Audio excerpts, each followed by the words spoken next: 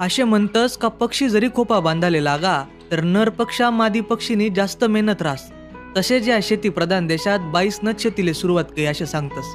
आता पुराणातला वांगा जाऊ द्या पुराणात, पण शेतकरी म्हणता म्हणजे वरीसना 12 सण या ठरेलच राहतस. त्यावात पोळा म्हणजे बैल आणि शेतकरीनं गैर नातं पिढ्यान पिढ्यासपशी चालू शे. पोळा सणनी तयारी म्हणजे खापरवरल्या पोळ्या करणंच पडतीस. शेतकरी गहू हरभरा कठाण भारी पिकाडे. ऊसना गुराळ म्हणजे घाण्या गावगाव राहत.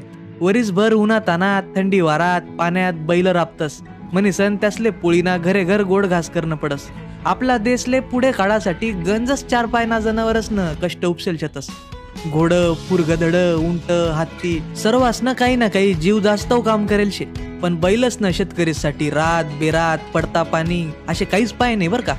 त्या म्हणजे शेतकरीसाठी नुसता गुलामच सारखा राबनात. आता वीजन्या मोटरी निघण्यात अगदर वीज नव्हत